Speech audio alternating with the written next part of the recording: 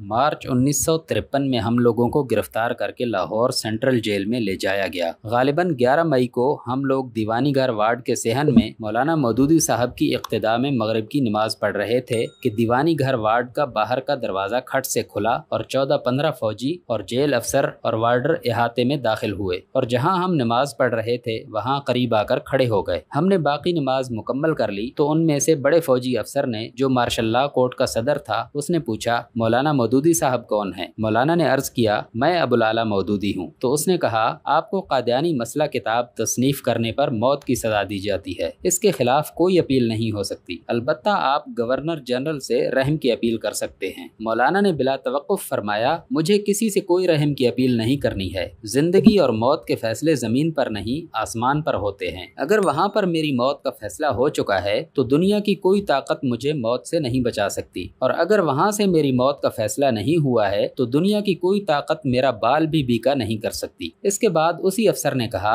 आपने martial law के बारे में रोजनामा तस्नीम में जो बयान दिया है उस पर आपको 7 साल कैद बामुशक्कत की सजा दी जाती है। कोई आध घंटे के बाद हेड वार्डन और उनके साथ कुछ दूसरे वार्डर आए और उन्होंने कहा, मौलाना मौदूदी साहब तैयार हो जाएं, वो फांसी घर जाएंगे। इस पर मौलाना मौदूदी साहब ने इत्मीनान से अपना खुला पाजामा तंग पाजामे से बदला जो वो घर से बाहर जाते वक्त पहना करते थे। सर पर अपनी स्याह कराकली टोपी पहनी और चपली उतार कर स्याह गुरगाबी जूता पहना और अपना कुरान मजीद लेकर और हम सब से गले मिलकर निहायत इत्मीनान से फांसी घर रवाना हो गए। अब मौलाना अमीन एहसन इस्लाही साहब मौलाना मौदूदी साहब की कमीज, पाजामा और टोपी कभी सीने से लगाते और कभी अपने सर पर रखते, कभी आंखों पर लगाते और बेतहाशा रोते हुए कहते जाते कि मुझे ये तो मालूम था कि मौलाना मौदूदी साहब बहुत बड़े आदमी हैं, लेकिन मुझे ये मालूम नहीं था कि खुदा के यहाँ मौदूदी साहब का इतना बड़ा मर्तबा और मकाम है। चौधरी मोहम्मद अकबर साहब भी रोते हुए कमरे से बाहर निकलकर सेहन में चले गए और मैं भी रोता हुआ सेहन में एक तरफ निकल गया और सारी रात इसी तरह से गुजर गई। अगली सुबह एक वार्डर ने आकर बताया, मौलाना मौदूदी साहब तो अजीब आदमी हैं, मालूम होता है कि उनको ये अंदाजा ही नहीं कि उनके साथ क्या होने वाला है। वो फांसी घर गए, वहाँ का लिबास पहना,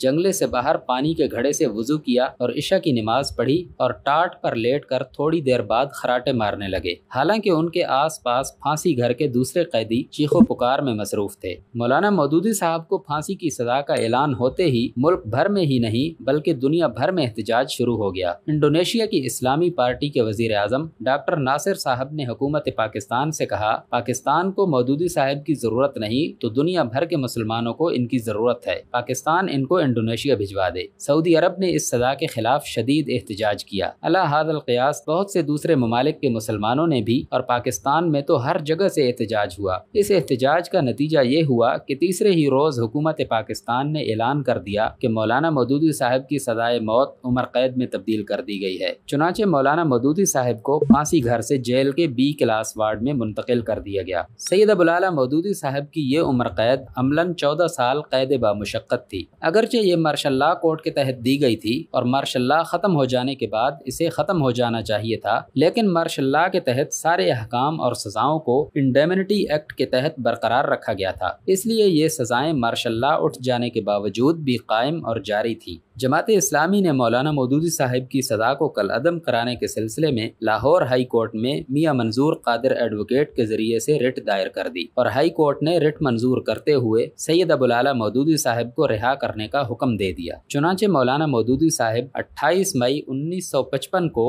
डिस्ट्रिक्ट जेल मुल्तान से रिहा होकर घर आ गए।